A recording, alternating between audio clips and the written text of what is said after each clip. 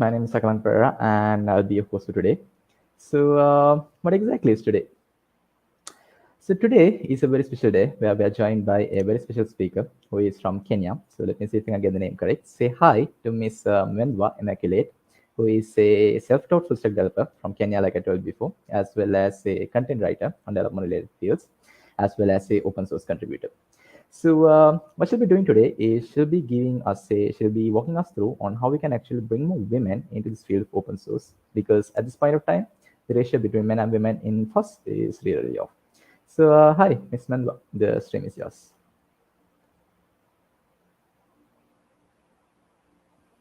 Thank you so much, Akalanka. I hope I pronounced your name rightly. So I'm so honored today to join the Sri Lanka Institute of Information Technology to share about how we can, and how we can bridge the gender gap by bringing more women into open source communities and open source contributions and all that. So it's such an honor to be doing this, and also March being the Women's Month, and we are trying to break the bias. We are trying to break the glass ceiling that we've seen over and over again when it comes to before we even talk about women in open source, it's also seen in women in tech. So it's such a pleasure to be here, and I'm so glad to even know what you have been doing with the force, the free open source. And this is so amazing. So I'll be sharing my screen in a few, but I wanted to talk about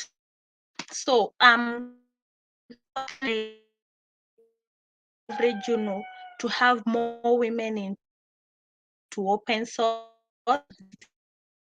women face when trying to get into open source, and how we can bridge that gap. And most importantly, because this I feel is something that is never or is frequently mentioned when we are talking about bringing more women into open source, bringing more women into tech, is about bringing more women, or rather, sorry, bringing more men into the table, bringing more men into the discussion. We cannot just speak about more women into open source. We cannot just speak about more women into tech if we sideline the men, if we don't bring men to the table, if we don't try and also make the men know what the statistics say. Where have we been before? Where do we want to go? What are the challenges that you are facing? How can they help us? This is not just a women conversation, it's a women, and it's also a men and a male conversation as well. So since the beginning of open source, there has been so many biasness, seclusion, digital seclusion for the women in open source. And it's quite alarming because a study that was done last year showed that when it comes to GitHub users who contribute into open source, more than 90% are male. More than 90% of these contributors are male. And that is so alarming, because then you wonder, where are the women? What are they doing? What are their views? How secluded do they feel? And that's quite alarming. And also, generally and overall, even when statistics are done, when it comes to about women in you just don't say male and female. All the gender scene open source. There's only slight percentage of, say, 3 or 4% identifies as women. That begs the question, what are the challenges that these women are facing? How can we bridge this gap and ensure we get to have more women into open source? And when I talked about the digital seclusion, I wanted also to mention that back in 2018, when this physicist the Nobel Peace Prize, and there wasn't even a single Wikipedia article that was done in her name. None, not even one. And Wikipedia is, as we all know, it shares about all contributions, everything that people want to know, from technology to all other faces and facets of our society. And such a feat, having a woman physicist, get to, not even a physicist, just a woman, clinching the Nobel Prize. There wasn't even a single mention of her. So why do we have this um why are women so secluded, even when their efforts can be seen, when their efforts are so loud? Why do they keep being secluded? Is it that they are, is it that we need more women into open source so that these women, can acknowledge the others? No, it shouldn't be like that. The men too need to remember and talk about these women in the same light as they talk about, all the others. So some of the challenges that, these women, and so the women in tech face when they want to even join the open source community, is there is this hesitancy because there are so many myths. There are so many myths that surround joining open source. Some think it's hard, some think, maybe they can't do it, and some come from a place of remembering all those challenges that they faced when they got into tech, all this biasness, all this sexism. So when they remember all these challenges that they faced to be where they are in tech, then they feel that they can no longer join open source as a community as well, because maybe they think that these challenges, this sexism will also manifest, and they'll have to start climbing the ladder over again, dealing with these problems. And so they become they become hesitant to join, and this leads to lack of representation. And when there's no representation, this, any other woman wants to join the open source community thinks, oh, if I'm going to join this community, I'm the only one over there. Maybe they are not so women. So why should I join? This lack of representation leads to demoralization. So other women who maybe possibly want to join, they feel that this is maybe a no-go zone. And these are some of the things that we need to debunk. And also, a study that was done last year showed that, women still feel that the bro culture is still dominant. And that is why I was so quick to emphasize that when we are talking about open source, I mean, women in open source, we cannot just make it a female conversation. We cannot just make it a women conversation. We need to bring men into this conversation, because we also have men in open source, so that they can know how they can hold our hands, how they can support us, because they are the dominant ones in this field. So if we are to be integrated and included, and have equality, the men and the male, gender needs to know what to do, so that, we can also see a reduction of the bro culture.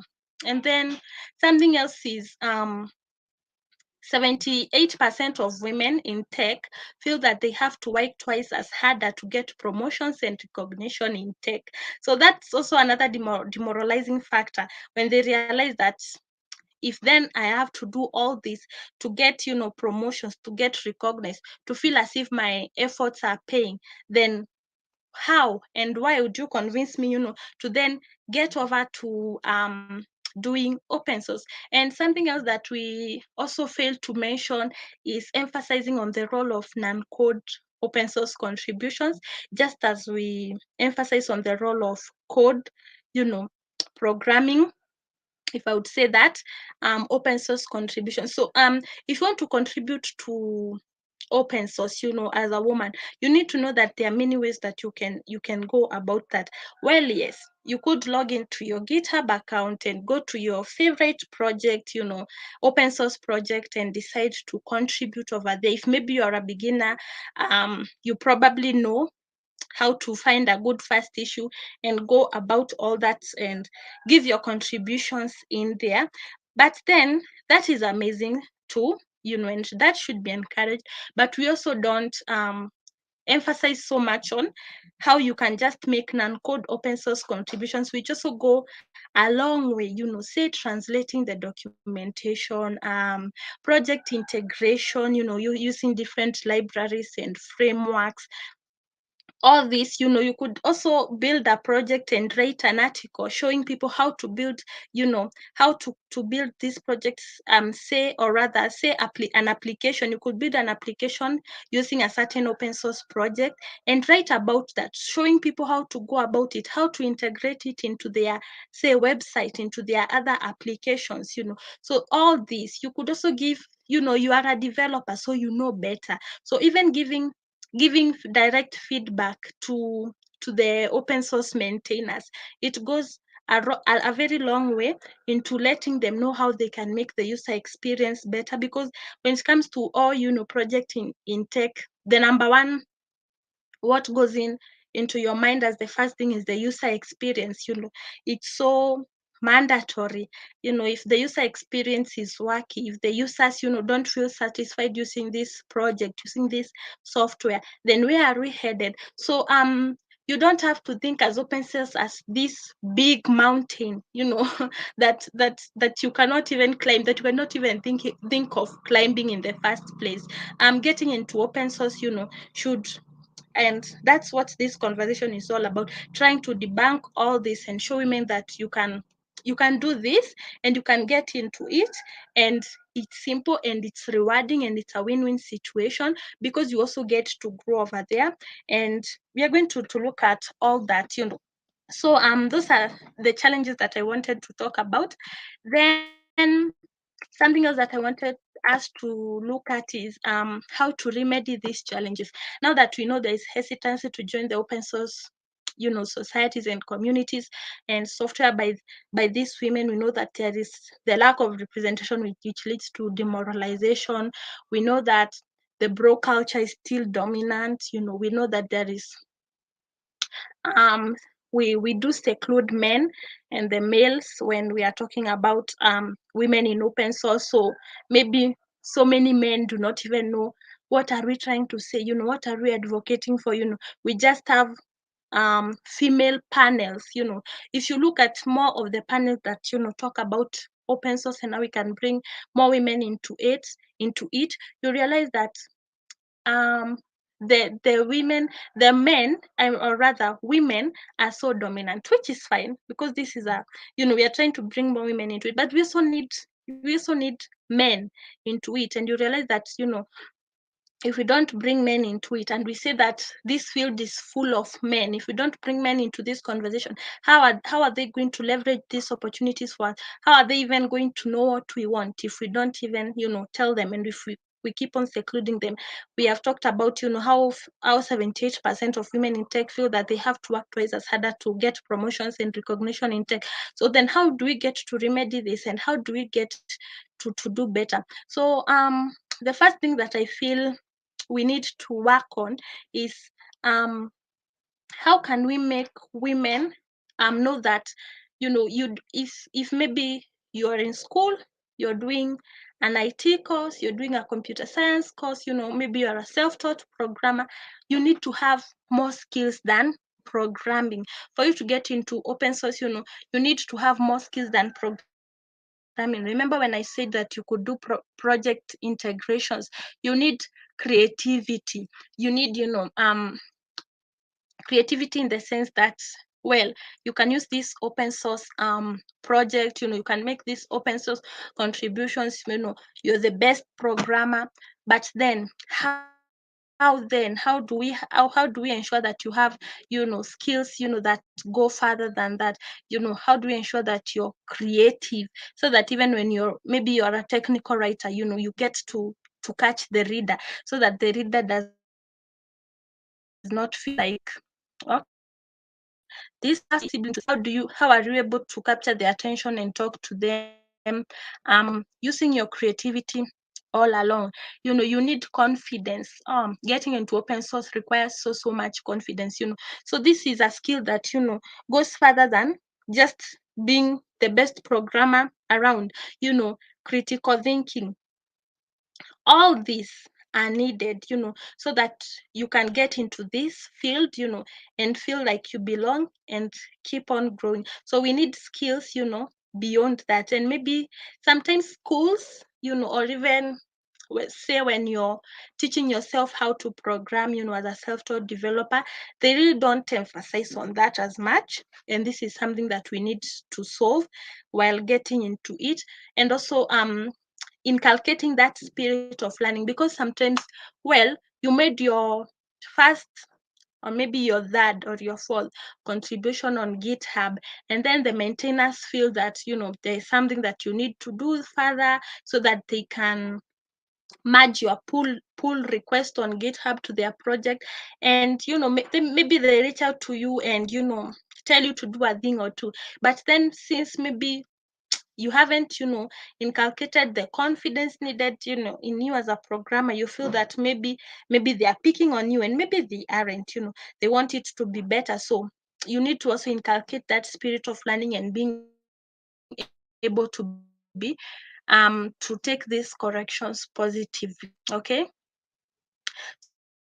so that's one way where how we can remedy that.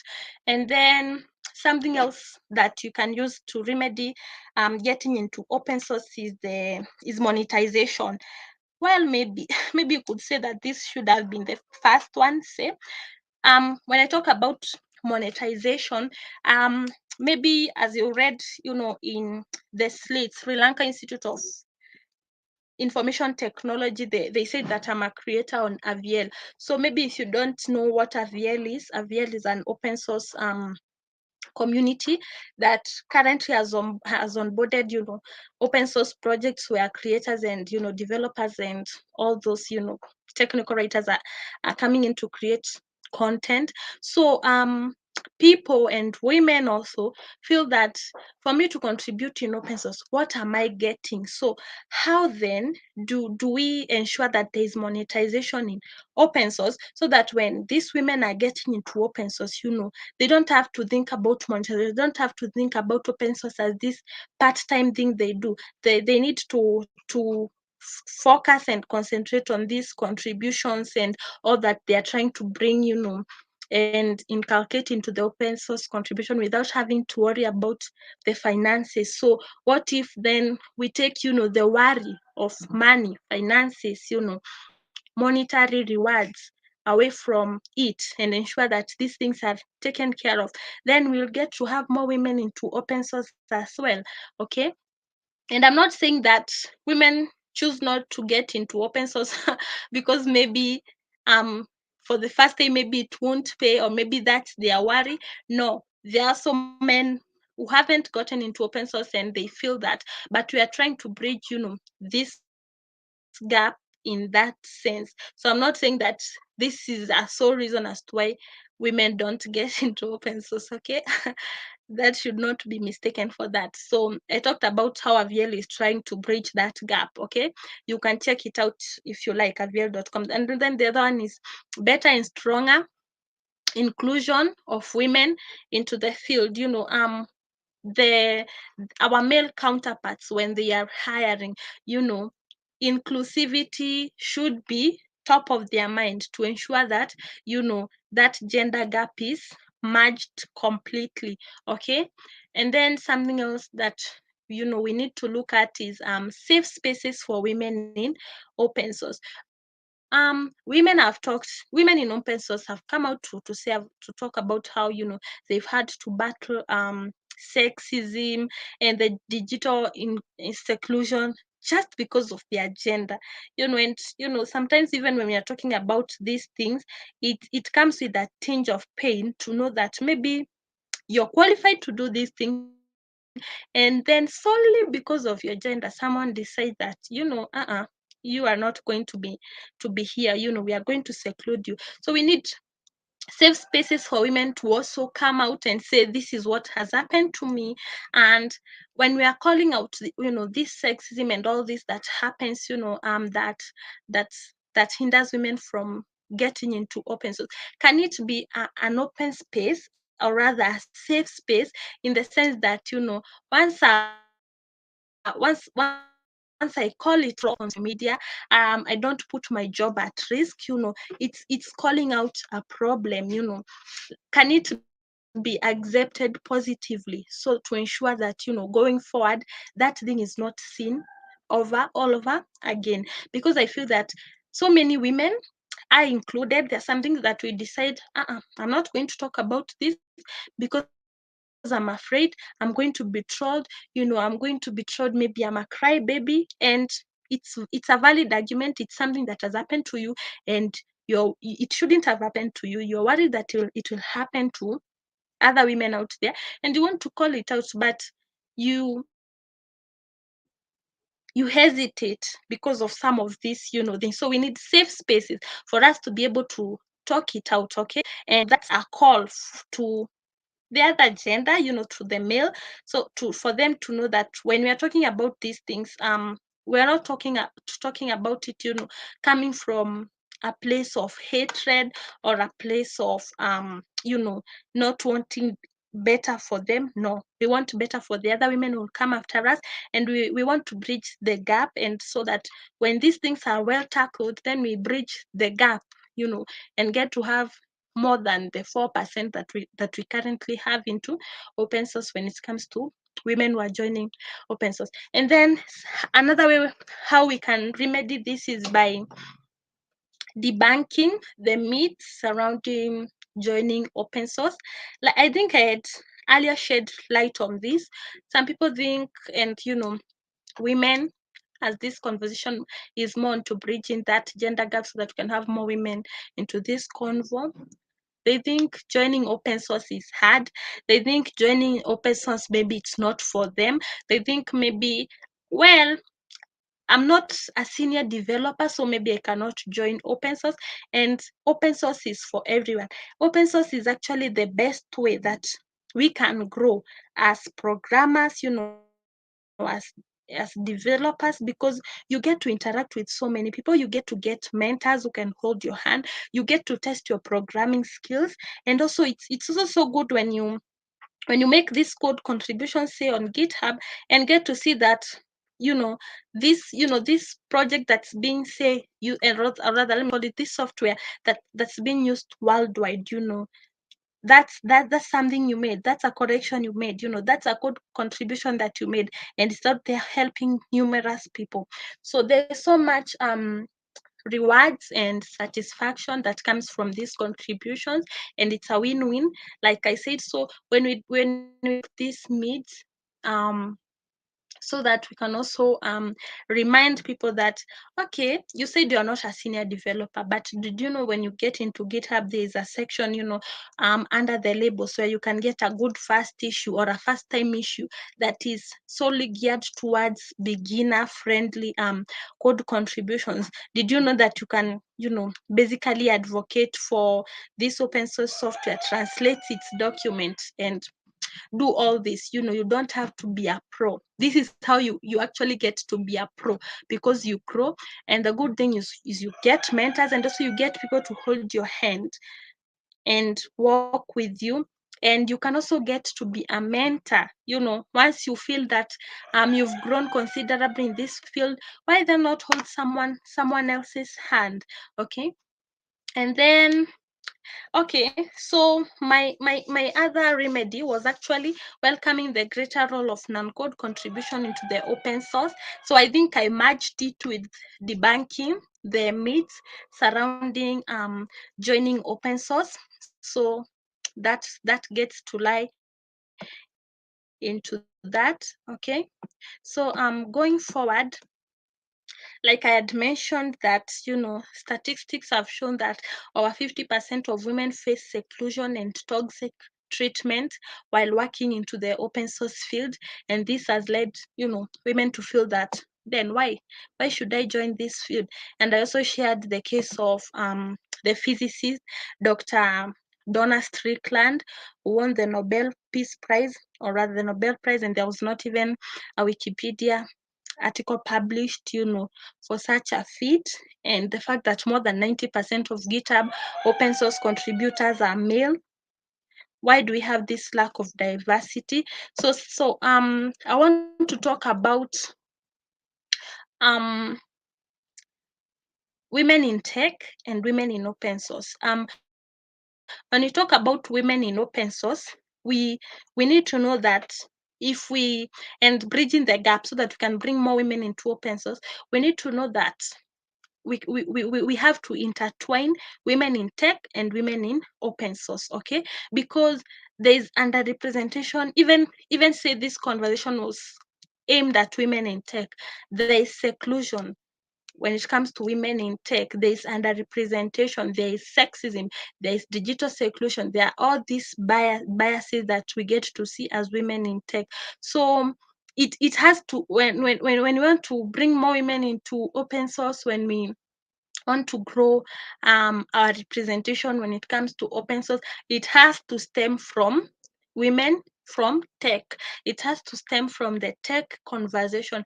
And why do I say that? I say that because if then right now as we speak, numerous studies have gone on to show how we have fewer women in tech, then it means that we'll keep maybe having that low percentage in open source, solely because we have not worked towards or rather satisfactorily worked towards bridging this gap when it comes to tech. So if we're able to bridge this gap, you know then it intertwines with open source.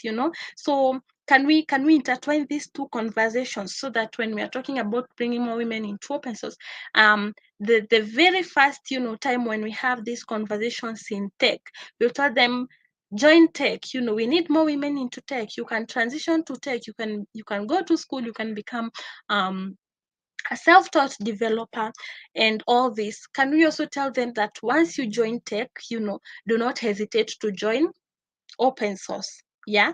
You see how these two are intertwined, because then if we tell them that, then it also means that they get in knowing that there is open source. How can I join open source? How can I contribute? How can I grow these two areas and intertwined areas in tech together, so that I guess I get also to grow at a faster rate, and I also get to meet people, to meet newer people, from all over the world at a much, paced rate, to ensure that, your growth is also not based on tech tech alone. You know what I mean? And also talking about women in tech and women in open source in that sense is also a bit confusing, because open source software is based on tech. But then if we want more women in tech, we cannot go saying, or rather spreading the gospel of more women in open source, if then also we are not actively bridging the one in tech. So if we bridge the one in tech and ensure that even as we bridge it, we inculcate the open source conversation into it, to ensure that we when they've already joined, say had a group of 20 or 50 ladies joining in, um we ensure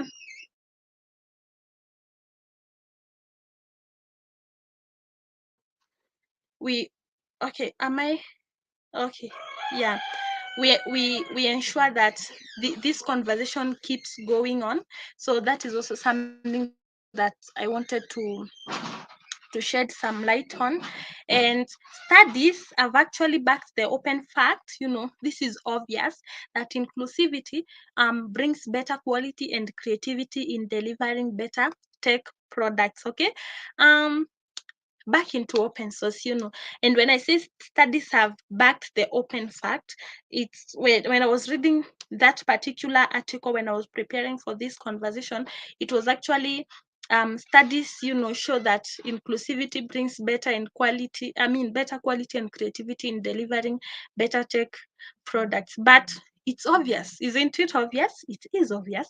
It's obvious that inclusivity brings better creativity. So there is more that women bring into this open source software than just code contribution. They come with a better perspective into it, solely based on the agenda as well. In as much as they are the best programmers. They're the best programmers. You're not bringing me in because I'm a woman. You're bringing me in because you feel I also also make the cut to join, this field that is dominated, by male, by male. It is not to mean that all the best programmers we have in the world are male programmers, okay? It's not to mean that all the programmers we have in the world are male programmers. We also have the women who are also best programmers. So if we bring in their creativity, we bring in their skills and their perspectives, then we also get to get better products, and products that are geared not just for, say, a sect, or a chosen what do I call it, a chosen sect, a chosen group, okay? It's inclusive of, of all women and all men, and whatever way anyone chooses to identify as. So I've been talking for the last 30 minutes. I've been talking for the Oh, I see that I was asked to share my screen. Okay. So when I started talking, I actually forgot that I didn't wanted to share my screen. So I don't know if I can do that right now. And I wanted to ask if, Yeah, hi. I since it's been 30 minutes, um do I get to have questions, or how do we go about it? Because I also don't want to talk and talk. So if maybe there are questions, Sahas, Renuja, did I pronounce your name correctly? yep, you did. No worries. But no. Do you actually have anything that you would like to like share with us in the slides or? Um, I it's it, I don't think it's entirely everything. I just made some simple points that I would be referencing while talking. So I don't know if anyone would.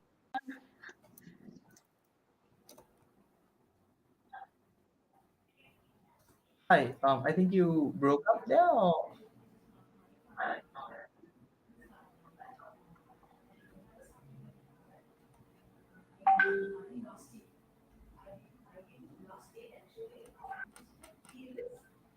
Hello.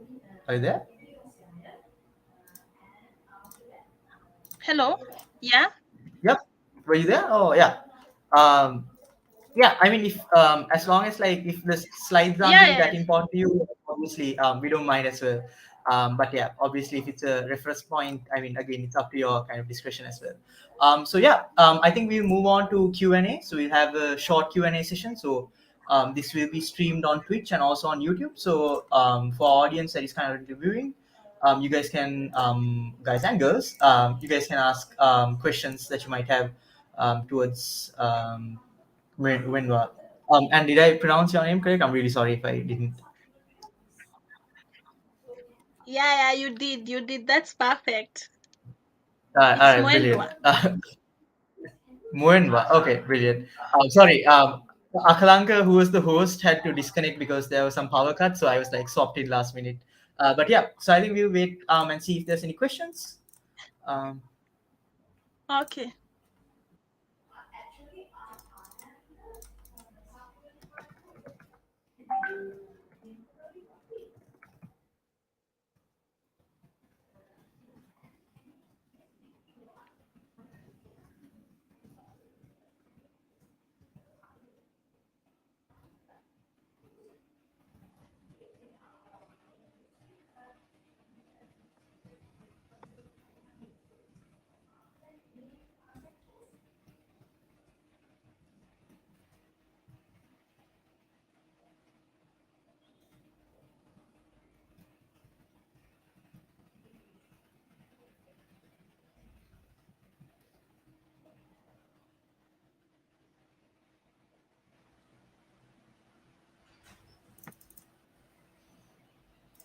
all right, so I think we got our first question from actually a fellow member within our own community. And the question reads, what do you think about the gender pay gap in STEM jobs? Mm-hmm. What do you think about the gender pay gap in in STEM jobs. When I was talking, I mentioned about the non-inclusivity that we have. So when asked about what I think about the gender pay gap in STEM jobs, it's it's alarming to think that when, say, there have been cases of when positions are left vacant and these positions were held by men, when women get to take that position, the pay cut is considerably lowered, solely because of one's gender. So this is also another conversation, that is all different about leveraging better income and better pay for women, and hiring also more women. Sometimes there have been cases of women, maybe I don't want to go there so much, but women also being say not hired because when they have to take maternal leaves, and this affects the company in ways and all that, because you also have to be paid during that leave. So when we talk about the gender pay gap, we also have to leverage better pay, and call out all this biasness that we also see, because like we said, choosing to scale down on one's salary solely because of their gender is quite alarming. And yeah, so that's my take. All right. So I think we'll wait Yeah. for a few more minutes, see if there's any questions.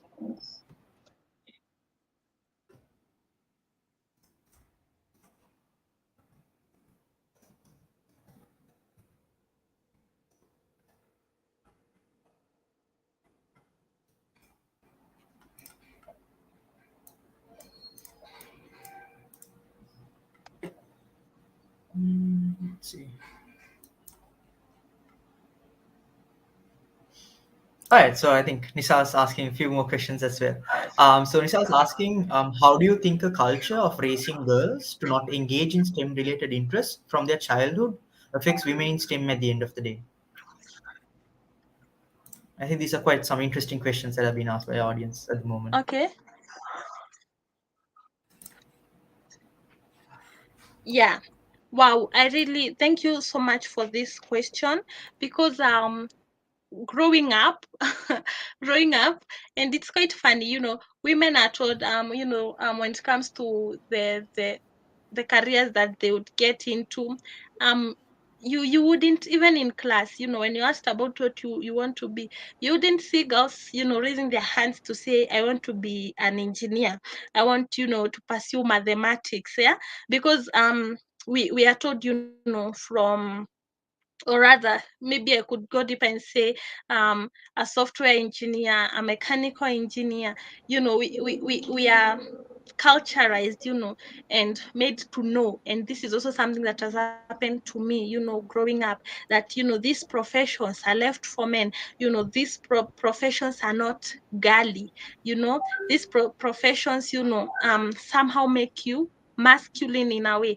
you know so we grow up with this, it becomes inculcated in us. You could actually think it's inborn, to even think that, growing up, even when you go to decide, which course you want to do post high school, STEM does not come into your mind. So this also has when I talked about women in tech and women in open source, it has also contributed to the lower number and lower representation that we currently have. So as we asked this question, I recently graduated from school, and I understand that maybe, the number of people who are watching and who will be watching this, on these other platforms on days to come, see, are people under the age of 30.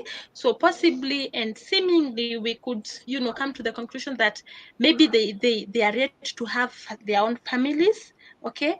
Most are generation Z's. So when we get our own kids, can we debunk that from the very beginning?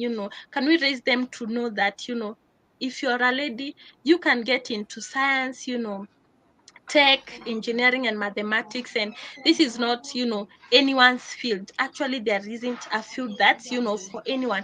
And just as this, as Nisal asked, they are raised to know that they cannot engage in STEM. It's the same thing that happens, even in politics. So can we raise them, better? Can we use these challenges that we've had, to debunk this? Can we write better about,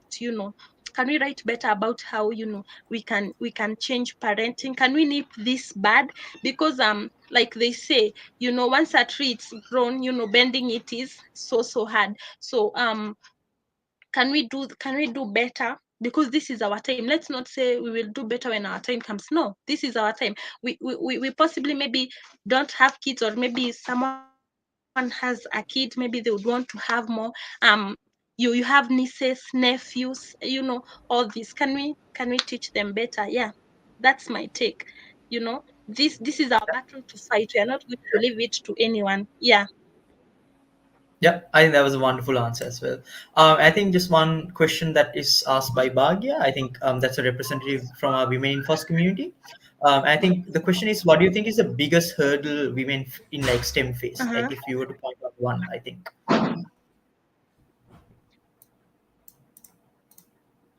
The biggest hurdle that women in STEM face is digital seclusion. That's what I think. We are secluded in the panels. We are secluded in the conversations. We are secluded when it comes to hiring.